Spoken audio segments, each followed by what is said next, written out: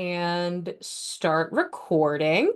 So this session is just to make sure that anybody who is working for Mount West as an adjunct, it's important that you guys also understand kind of the rationale for why we do what we do in terms of assessment. But assessment can be a little nebulous if it's not kind of thoroughly outlined and explained, especially because different institutions do things differently. So in this session, we'll kind of talk about the Mount West backend, outcomes, vocab, stuff like that.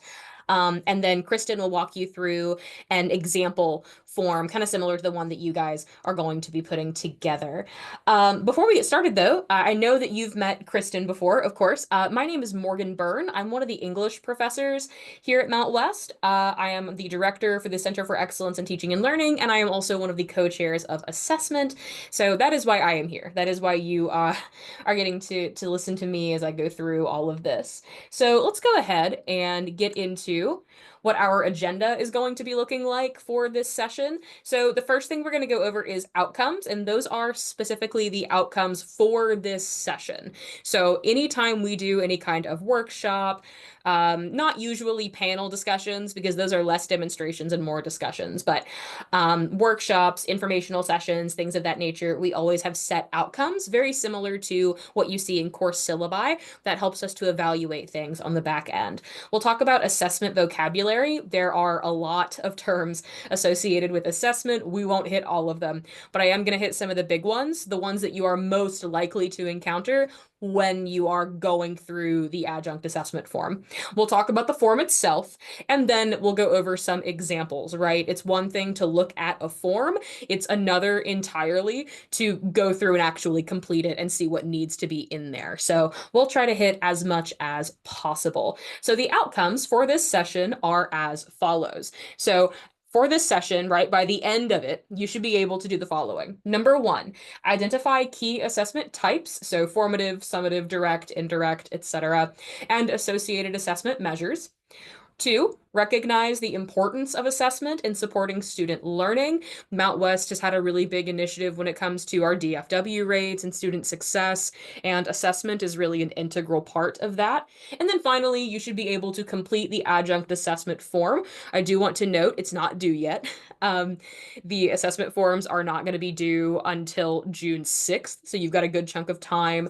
I'll be sending emails out to faculty, and then Kristen can send additional emails out to you guys to keep you informed on what's expected and when to turn things in.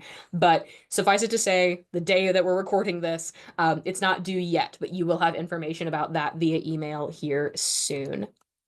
So first things first, what is assessment? So normally we do a discussion style thing when I talk about this with faculty and stuff like that. However, this is a really small group and I don't want to like put anybody on the spot and make them feel forced to speak. So I want you to take like 15 seconds and kind of quantify in your mind what assessment is to you. Like, what does that word mean? What is your experience with it? And I want you to consider, where you are when it comes to assessment, since I'm about to throw a good chunk of stuff at you. So be thinking about what assessment is to you as we segue into the specific kinds of terms and verbiage that you're going to need to be able to understand as we hopefully don't complicate that definition too much, but instead create a solid foundation for what this is supposed to look like, especially here at our institution. Now, two of the terms that you're going to hear most often when it comes to assessment are, of course, to assess, right? That key verb, and then the word measure. Measure can be both a noun and a verb. So we'll look at each of these individually. So to assess is to evaluate the extent to which students have achieved a learning outcome. So that learning outcome or the series of learning outcomes that are in your syllabus, one thing that deans have instructed us to really emphasize is that you shouldn't be changing those. Those outcomes need to stay the same as they are when they are initially given to you. Those are how you measure, in terms of the verb, whether or not those students have succeeded in that class. If they are, for English, for instance, one of our outcomes is that students have to be able to interpret a variety of print and text sources. So we have assignments that measure whether or not they are able to do that. And then we determine success based on that specific factor. So assessment can vary to any variety of methods used to gauge the extent to which a student has achieved a learning outcome, acquired a skill, or exhibited a behavior, depending on what area of Bloom's taxonomy you're in terms of your verb. Now, I've mentioned measure as a verb, likely the way in which you've heard it before, right? So that just means to assess, right? We are measuring the success of something. So how do we measure learning in communications courses? Well, in a communications course, we would look at the outcomes, look at the assignments that are meant to assess those outcomes, kind of similar to English if they need to interpret a variety of print and electronic sources. Then we would assign an annotated bibliography, for instance, where they have to engage with different kinds of sources, and that's how we would assess that or measure it. It can also be used, however, as a noun, and if you see it as a noun in the form, and you will, for instance, you'll see encounter one that tells you to describe the assessment measure. What that means is the assignment. The measure, in terms of the noun form, refers to the assignment, task, or activity used to assess student learning. So in this long form English example that I've been using, right, the annotated bibliography, the thing that assesses how students interpret the variety of sources, that would be the measure. But you can swap out measure for assignment. Those are interchangeable. That's all that means. But suffice it to say, measure can be used as both a noun and as a verb. Bloom's taxonomy is something that I mentioned a moment ago. It's likely that you've seen this before. If not, you can just pull up a Google search and put in Bloom's taxonomy. Usually it shows up in the form of a pyramid or something adjacent to a pyramid, though sometimes you get lists as well. And Bloom's taxonomy is a series of categories in which types of learning and knowledge are divided. For instance, when we are, and as adjuncts, you wouldn't be you don't have to write outcomes or anything, but when instructors do write outcomes, let's say that an outcome for a music appreciation class is something like appreciate music from the 1980s. That you can't measure that. That effectively means nothing in terms of assessment, because how do you get in somebody's mind and measure whether or not they are appreciating something, right? The outcomes for a course like that would need to be something that's tangible. So being able to identify different kinds of music, being able to describe or analyze, using these really strong verbs to indicate what these students are working to do. So Bloom's taxonomy really helps educators determine the level at which their students should be learning. For instance, if you're at the very top of Bloom's taxonomy and it's create, so students are not just learning these terms, kind of like in your 101 class, but in a capstone, they should be applying all of these things, right? In a standard 101 course, you're not going to be using a lot of those create verbs. You're going to be using a lot of discuss or evaluate, things of that nature. So there are different levels of learning there. And speaking of learning outcomes, these are statements that express what students should be able to do as a result of either completing a course or a degree, because we do also evaluate or assess full programs as well. And their composition is aided by Bloom's taxonomy. Mount West, in particular, has course, gen ed, program, and co-curricular outcomes. And as you saw earlier, we have outcomes for each informative session like these as well, because we shouldn't just be throwing students into a classroom and saying, I don't know, wing it, figure it out. We shouldn't do that to instructors, and we don't want to do that during these informative sessions either. We want to make sure there is a set goal and that you are able to either meet that goal, or if there are things that were not met, then you can provide feedback or the instructor can tweak it to make sure the assignment or the students are able to do what they need to do. But we have to have those outcomes to be able to thoroughly assess their work. Now, when it comes to the learning outcomes in relation to the assessment we're doing right now, one thing that I just kind of want to preface before we continue is that everybody, and I mean program, gen ed, everybody doing this, is expected to assess at least 2 outcomes in their assessment. So if you've got, for instance, in an English class, we have 6 in English 101. We have a final assignment in that class that assesses all of them together. Not every course can do that. We have courses that are taught by folks in our allied health discipline, and they have 80 plus outcomes. There's no way you're getting all of those in a single exam. Often they have individual exams that work in individual chunks of those outcomes, which is fine, but you will be asked to look at measures that assess multiple outcomes, not just one. So just kind of prefacing that before we get into anything else. Next is alignment. You may have heard me say this already. So alignment is the logical connection between the course level outcomes or module or unit level outcomes. Some people get that granular. You don't have to.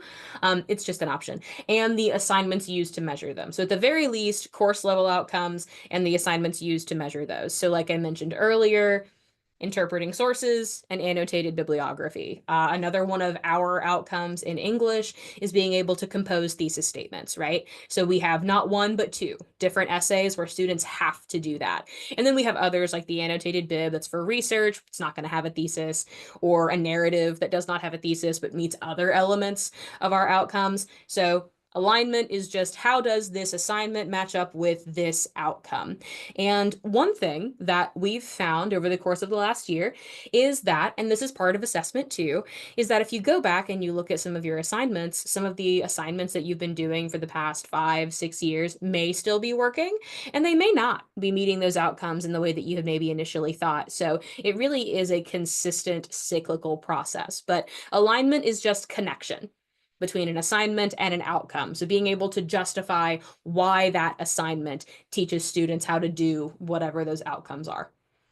Closing the loop is a term that we've been talking about a lot here at Mount West. Mount West is certainly not alone in that there are a lot of institutions that struggle with what is referred to as closing the loop, and this refers to the conclusion of an assessment cycle. So in order to effectively close an assessment loop, you must do the following. So let's say that hypothetically, and maybe you're not, maybe you've been at Mount West for a while, but let's say hypothetically, you are brand new to Mount West. Your loop opens when you assess a learning outcome or multiple outcomes. So your loop is open. After that, you are going to use the data that you gather during your assessment to determine where you need to improve your assignments or your delivery. What can be done to make it so that these students that were getting C's can then get A's. Then you implement that improvement, and then you reassess. Same outcome, same assignment, to see if that learning has improved. If it has, your loop is closed, as long as it's documented.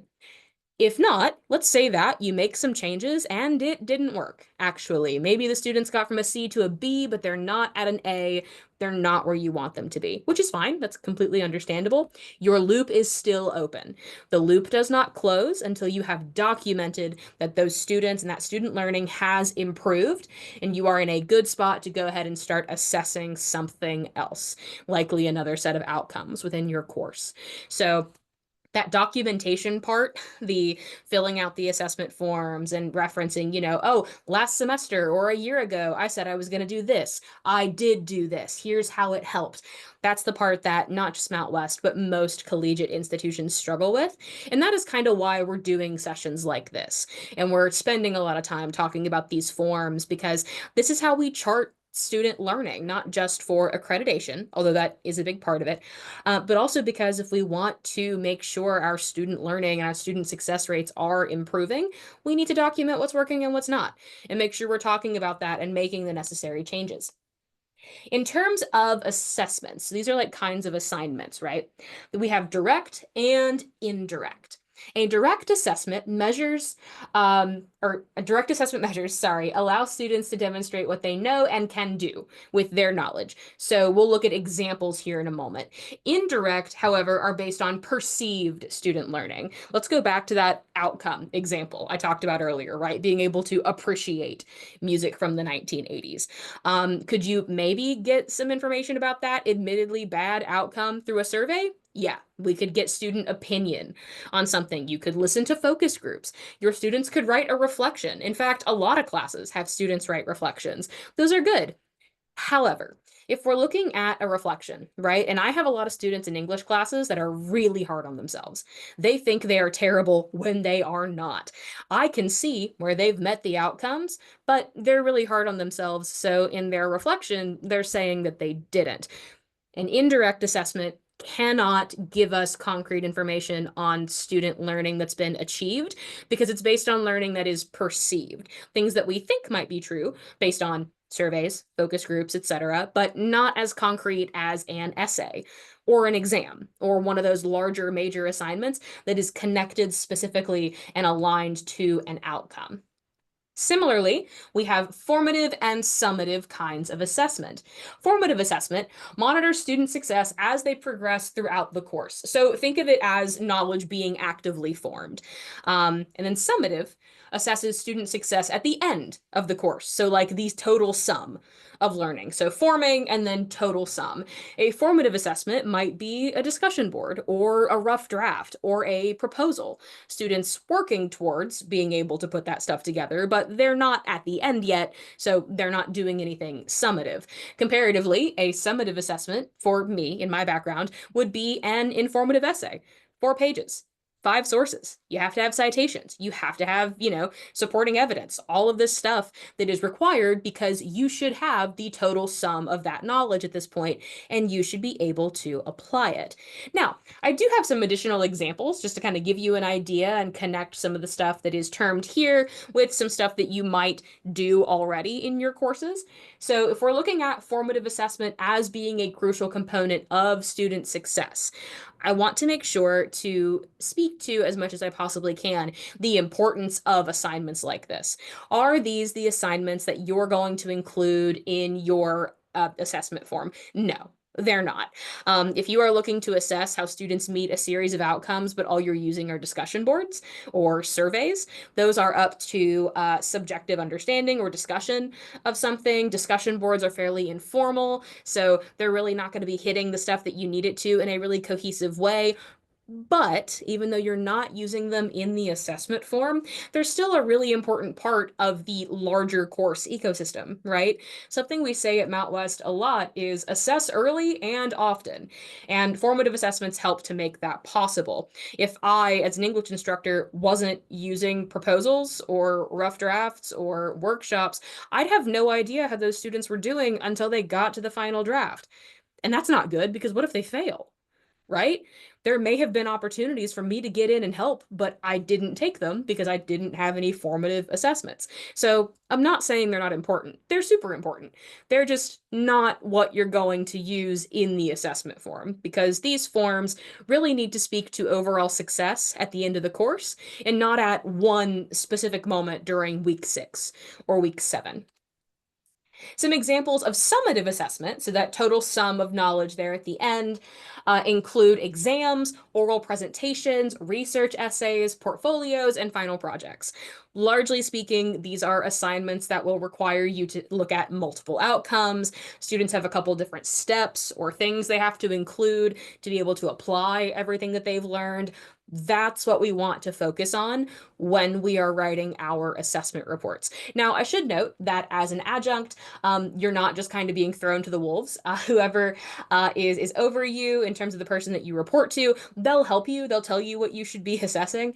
You won't just be like in the dark trying to figure out what it is that you need to be doing. I promise you, Kristen will be there to walk you through what you are doing if you fall under that education umbrella. And then if you're another adjunct watching this in a different program, same thing goes, right? You have your faculty contact that you'll speak with, but once that's been determined, right, I promise you it will be an exam, an oral presentation, a research essay, something that happens at the end of the semester or close to the end anyway, that assesses multiple outcomes and requires several different steps because we really want to look at how those students are demonstrating their learning and not, again, just focusing on like a flash of success in week 8 because that's only halfway through the semester. That's not super helpful. We do have some general do's and don'ts when it comes to indirect versus indirect assessment as well. Remember, indirect is perceived learning, whereas direct is concrete. We have rubrics. We know exactly how they performed on this major assignment. So our do's, the first of which I've mentioned already, is assess early and often. There really shouldn't be a stretch of several weeks where you don't have them do an assignment. If you're teaching a class that is online, they should have at least one assignment every week. We want to make sure that we are assessing early and often, one, for assessment purposes, but more than that, for student success. If we can see that they're struggling early on, we can help course correct. That way they're not, kind of failing themselves into a hole without us helping them out. We also want to consider a variety of indirect and direct assessments to promote critical thinking and skilled application. It would not be beneficial, right, in an English class to have them only write the same kind of essay. So we have at least 4 major assignments that we do that are all fundamentally different, and then smaller assignments that are different as well. So having that kind of variety doesn't just help maintain student engagement, though it is helpful, but it also helps to see those different kinds of assessments, because you might see in a discussion board an issue that several different students are running into that you might not otherwise see in an exam. You want to utilize specific assessment metrics to provide timely, constructive feedback. I will go through two examples in a moment. And then connect these assessments to both learning outcomes and real world experiences. This is a huge part of what's referred to as a high impact practice, or HIPS. That's kind of like the thing in higher education right now and has been for a couple of years. So being able to talk about something in a class and be able to illustrate that it does not exist in a vacuum. This is something that will be relevant not only to them as they enter the workforce, but also like it may be related to current events. It may be related to something that is being talked about online right now. And if they're able to see that connection, then it's a lot more likely to stick in their heads. We want to connect those assessment measures to things that are actively happening around them so they don't see what happens in the classroom as just stuff that happens in a classroom. Don'ts, however, we have utilized indirect assessment as a means of providing comprehensive assessment data. So like I mentioned earlier, and you wouldn't, right? But if you're ever in a position where you are thinking about, oh, what do I want to use for assessments? Please don't use discussion boards. Please don't use journals. It's good information. Reflections are great things to have, right? But it's not the direct assessment that we need. And then do not rely on subjective interpretation as opposed to a set student success benchmark, rubric, or other assessment metric. I want to include too that sometimes faculty, and this is totally understandable, get a little mixed up on where they should include information about, well, the student tried really hard, but they didn't meet this outcome. Or I had a dud of a semester and 7 of my 14 students didn't turn anything in. That's all very important in a narrative, but, and this is going to sound kind of callous and I don't want it to, but if a student does not meet an outcome, I'm sure they tried really hard. If they don't meet the outcome, they don't meet the outcome. So you do need to focus on that and less so on the kind of personal elements that come along behind it. We want to make sure to kind of eliminate as much subjective interpretation of student success as we can. And a lot of that comes from using specific metrics to do so. So the first one is a rubric. I'm sure you guys are familiar with those. There are so many different ways in which you can create rubrics. And as adjuncts, you do definitely have access to our Center for Excellence in Teaching and Learning library. I have a book in the library that is all about rubrics. If you are into that kind of thing, it can be super helpful. But rubrics and why we use them, right, often kind of come down to the fact that they help to prompt not just a breakdown of content areas, but also prompt consistent, constructive, and focused feedback. Without a rubric, you, or not you, but an instructor hypothetically, might just provide a lot of really subjective feeling about an essay. And if we're looking at an essay specifically, if you don't have a rubric, how are you grading it? How is that going to be consistent across all of those students, right? And it's not just about providing consistent feedback in terms of the content areas. It's also about making sure students understand what to expect from you, right? And what they're looking for. If all of our feedback is inherently nebulous and is not driven by a rubric, they are a lot more likely to get confused. So it really helps to eliminate some of that subjective interpretation. And on the assessment end, it really helps to generate comprehensive data. So, for example, and again, with English, we have a shared rubric that everybody in our department uses for our major assignments.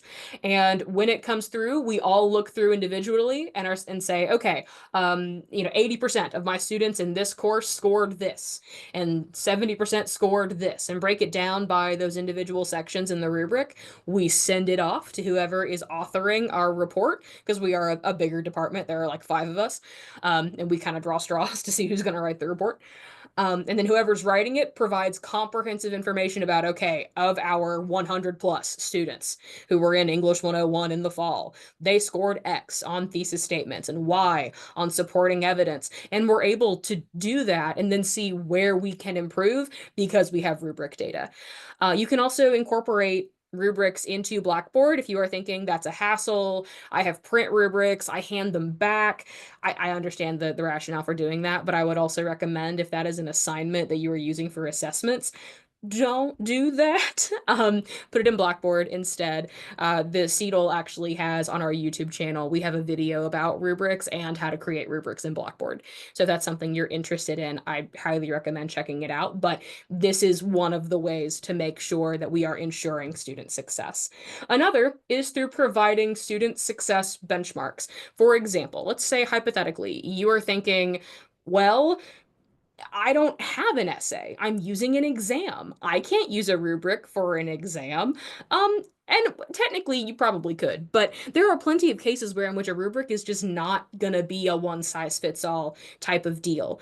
And student success benchmarks are actually something that we incorporated, I mean the assessment committee incorporated in the last academic year or so, so that each course could have a specific, tangible, quantifiable version of what success looked like.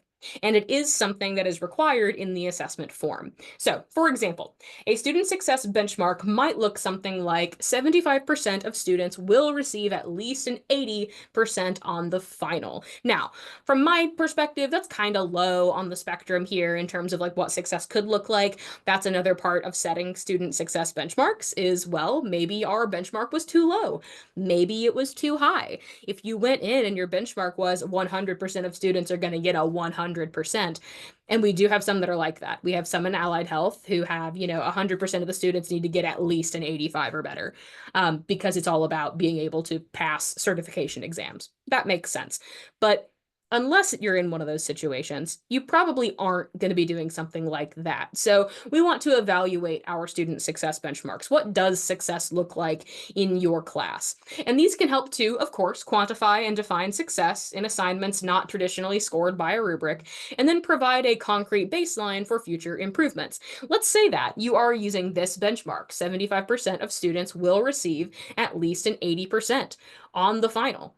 Let's say that that's it, right? And you complete your assessment form and you find that 70% of those students received at least an 80 on the final. So you're 5% behind. Once you've got that, you can dig into the exam and figure out, okay, it's questions 16, 17, 20, and 32 that are the problem. That's what brought these scores down. And then that gives you information as to where you need to change your delivery, where you need to change some of your assignments to make sure that that extra 5% can really be included the next time around. So student success benchmarks can really help to kind of streamline a lot of our efforts here. So our bottom line, before we continue, is that these assessment metrics exist to help students understand their performance and to drive assessment data. We really want to make sure that we are keeping student success at the fore as we're talking about this, because ultimately that's what it's all about. Data for assessment is just meant to drive that. It's to help faculty kind of dig further into those successes or those struggles and to figure out where we can improve, both individually and also as an institution. This is a lot, though. We have a couple other things that I'm going to go over, and then I'm going to turn it over to Kristen. Before we do, though, we've gone over a lot of vocab. Do you have any questions, comments, concerns, anxieties, anything that you'd like to talk about?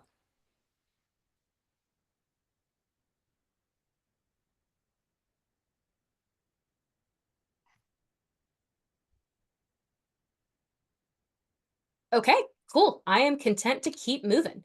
All right, so alignment, very briefly. And these are outside of vocab. I spoke with the assessment committee and our CETL team to talk about what specifically we wanted to go over with you guys. And alignment came up not just as a vocab term, but also as something to just kind of provide a reminder about. And it is vital that we carefully align our assessment measures to specific learning outcomes. So if you're wondering where those outcomes come from, in general, course outcomes, they are written in each syllabus. So when you are told, hey, you're going to teach X course, right? That thing is going to come with outcomes. We have had in the past situations where adjuncts have changed the outcomes. Please don't do that.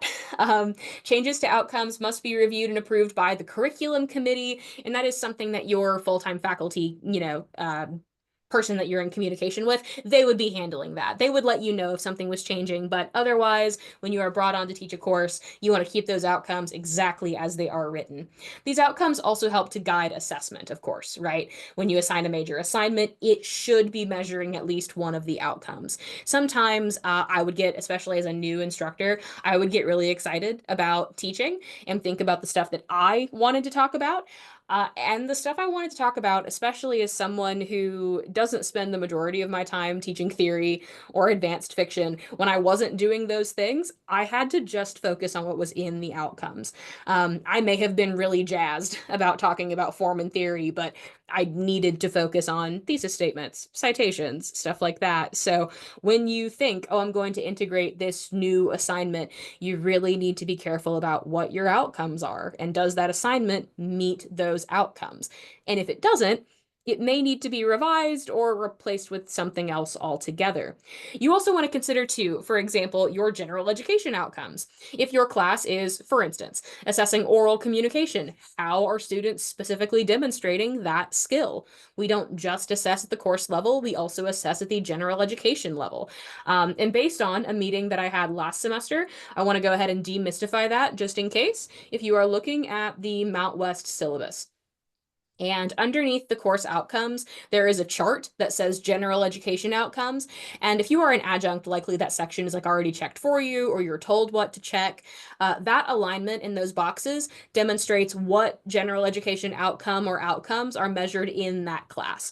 So for English, for example, written communication and critical thinking are both assessed in, I believe, all but English 095 of our courses. So we have those boxes checked. So if you are thinking, if you've seen that chart before and you were like, what is that? I have no idea what this is. That's what that is. That's another way in which we look at alignment. So if you are thinking, I'm going to change this major assignment, right?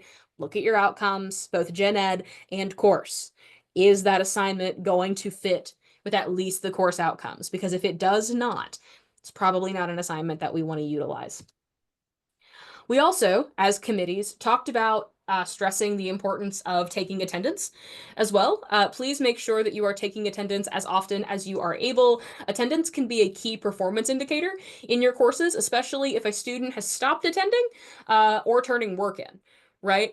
I have had students in my online classes, and if we're talking about online classes in particular, they must engage with the material by completing high or low stakes assignments in order to be considered present. They can't just log in.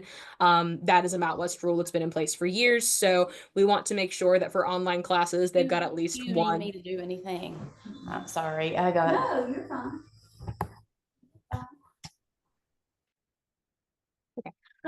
You want to make sure that for your attendance and stuff like that, you can take it as frequently as possible. And if you have those online classes, then those classes have something to do at least once a week.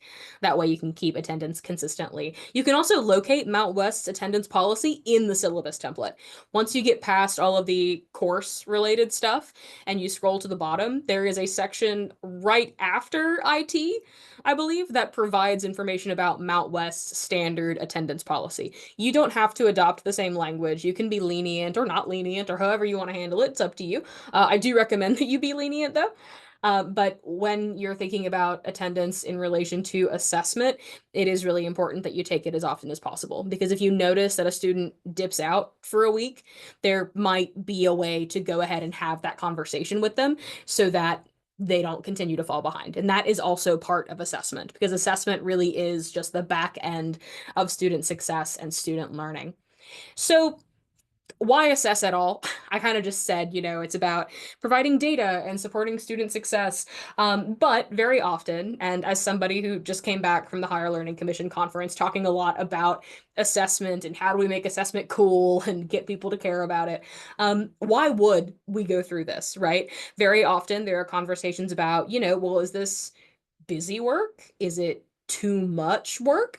And I do want to definitely say that if the assessment committee notes that too much work is happening, we will dial it back. But we are at this point in spring of 2025 in a really good spot where we're finally starting to generate solid data.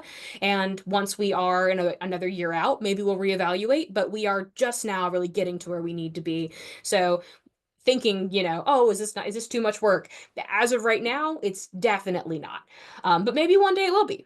Part of assessment is constantly reassessing your practices, but for now, we are assessing to one, improve student learning.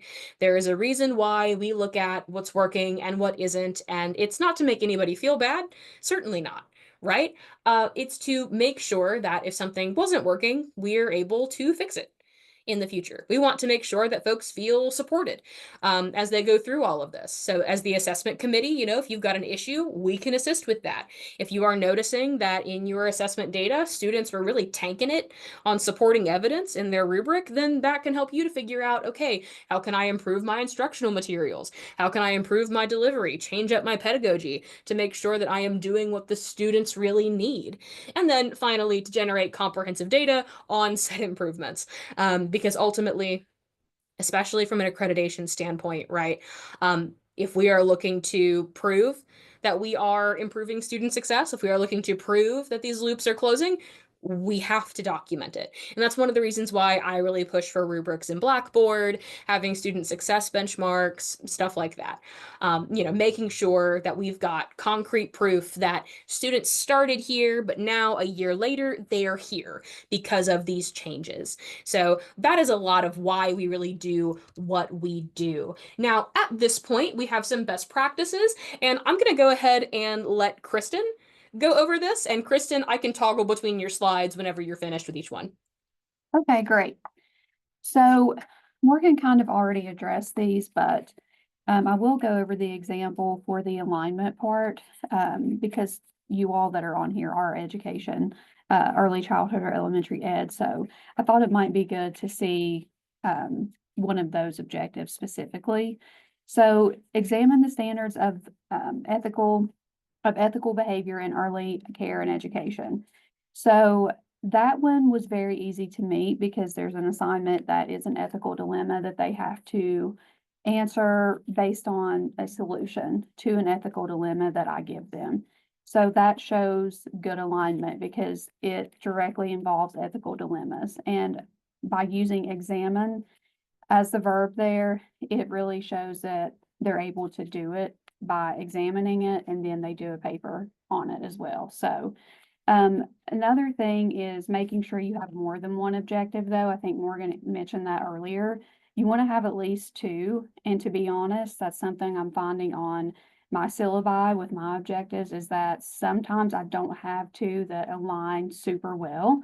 So I will be kind of revamping and going through curriculum committee to add in or take away some objectives to try to create better alignment. If that is something that you all are interested in, I'm happy to meet with you and kind of go through those and see how we could make it align better, because that just helps you to know what the students have learned or what they haven't learned and to kind of meet that benchmark.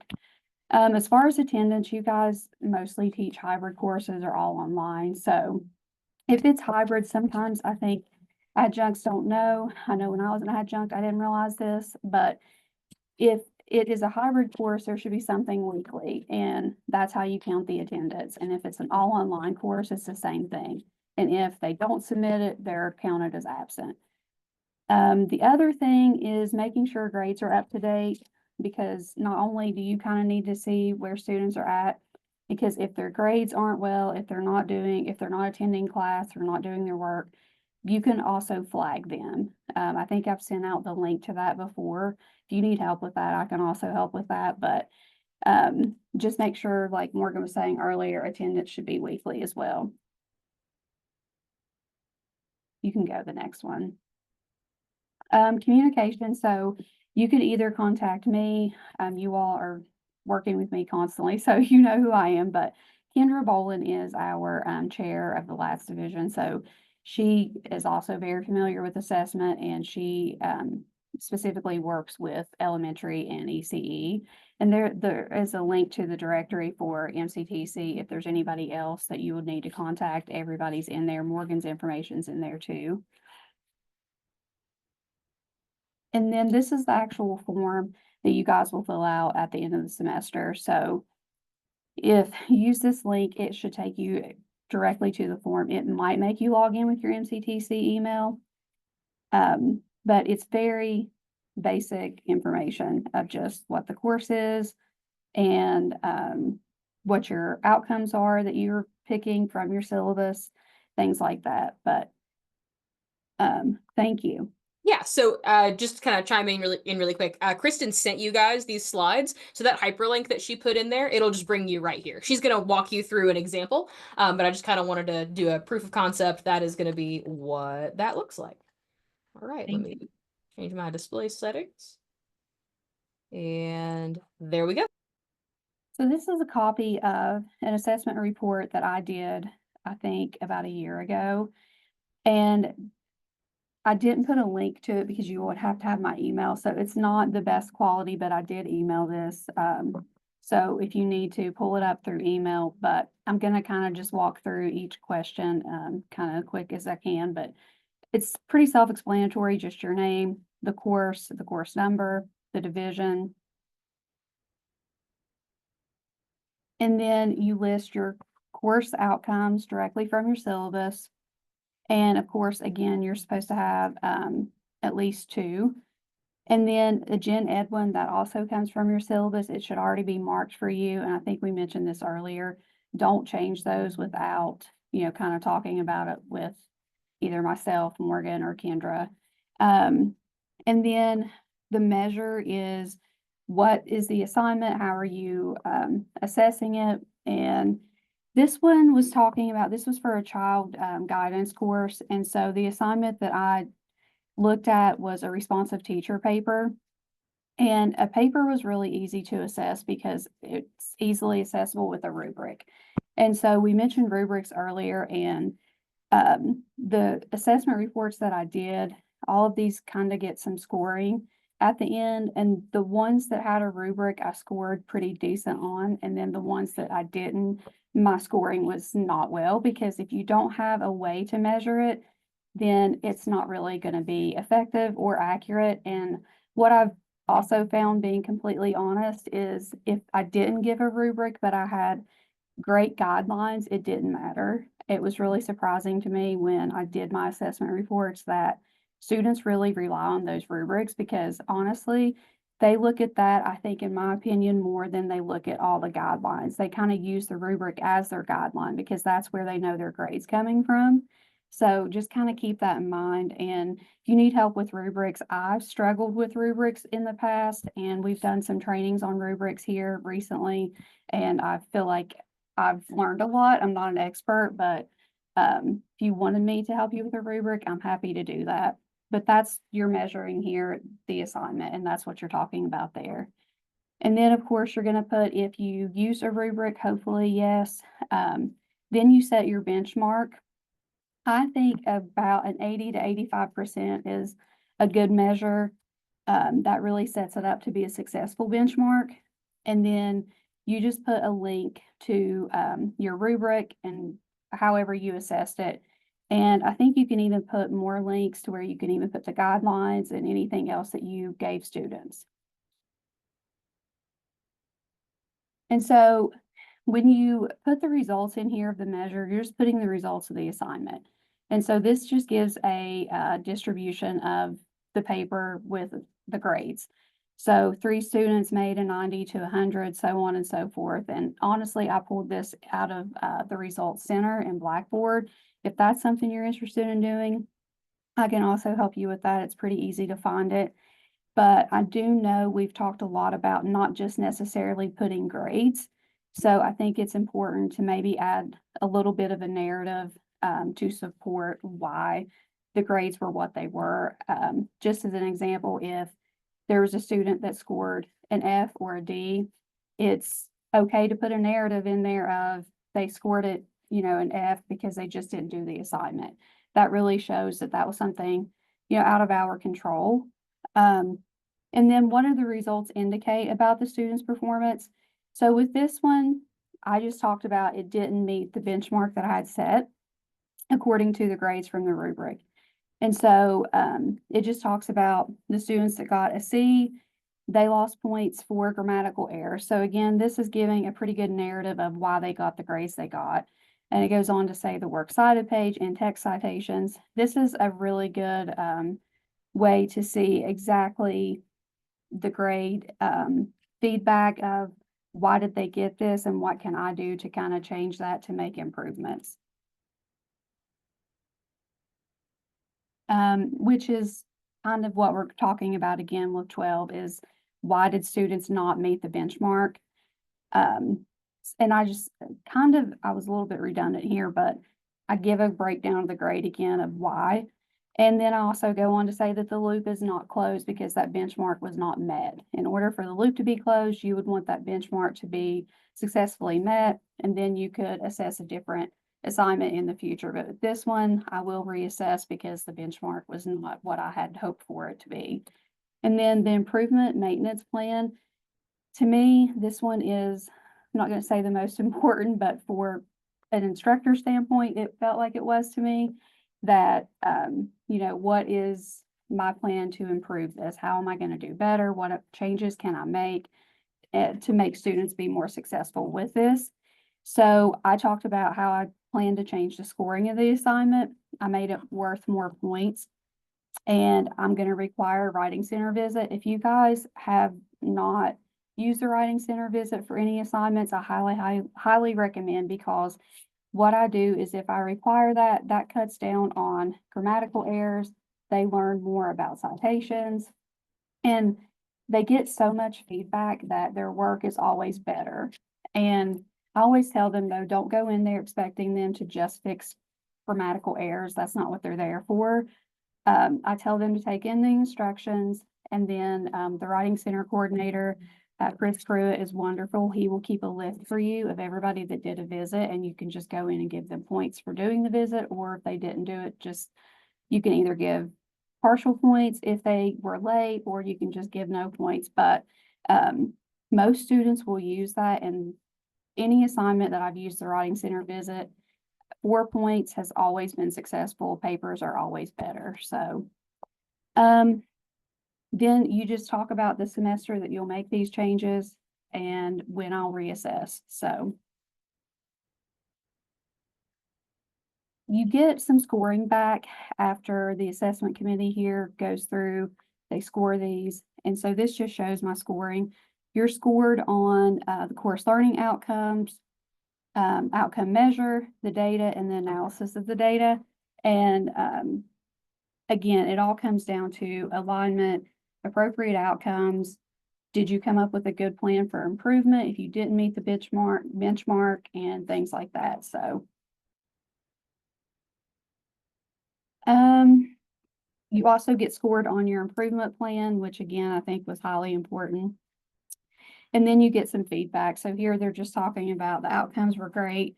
But it talks about connecting the improvement plan with the data, and sending students to the writing center is a good idea. So you get some really good feedback. It's not just the scores, you get a little narrative with it.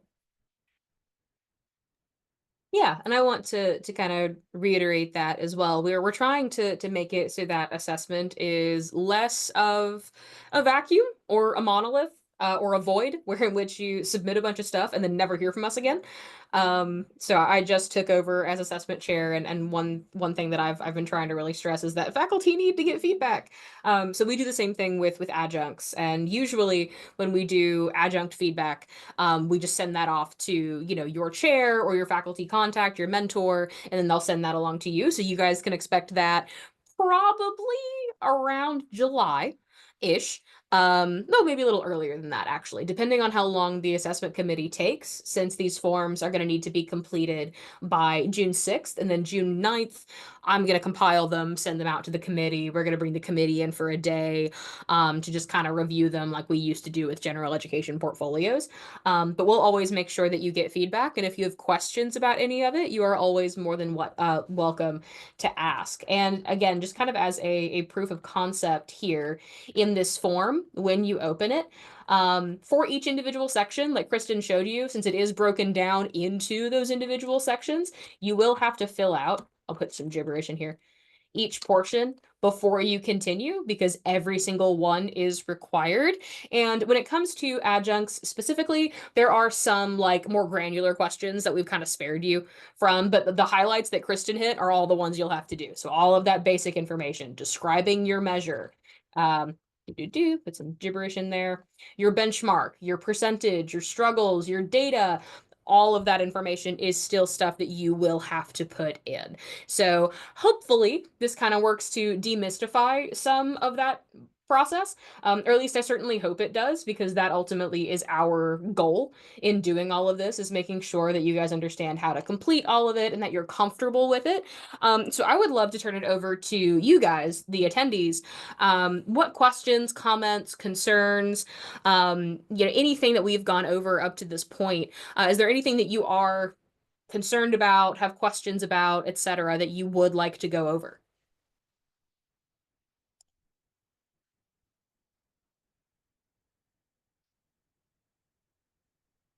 No, of course, is an acceptable answer.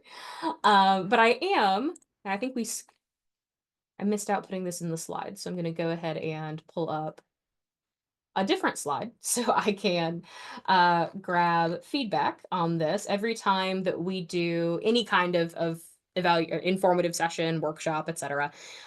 We always have an evaluation. So if you use the camera on your phone to scan this QR code, it will take you to the CETL evaluation survey, which will ask you questions about the outcomes for this session, which, remember, they are in the slides that Kristen sent you.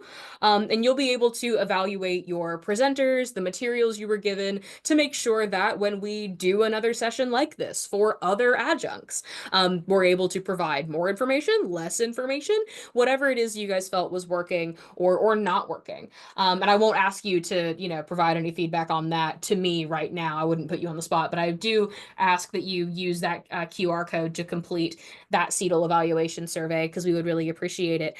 Has anybody on here done assessment before? Is this old hat for anybody?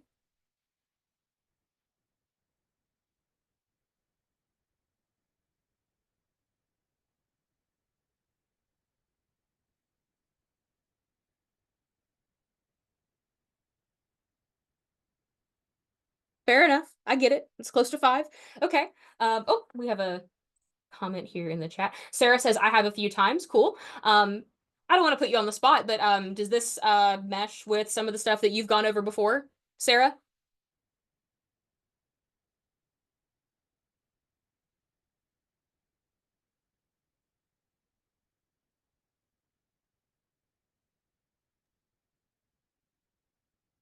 I mean, fair enough. Every institution does things a little differently. My hope, at least, for Kristen and I's hope for this session, is that you feel comfortable going forward. We had plenty of folks we did a massive 2-day assessment boot camp in November. I wore fatigues and everything. And we were working with faculty who'd been here for like 20 years, who had struggled with assessment for a while. So if that is, a feeling that you've had before, that is certainly not a you problem. Believe me, it is something that a lot of folks have struggled with. So it makes sense. My hope is that you feel more comfortable after this presentation, though. Oh, good. I'm glad. Thank you for coming. I appreciate it. Any other questions, comments, concerns, anxieties, anything about assessment you guys would like to go over?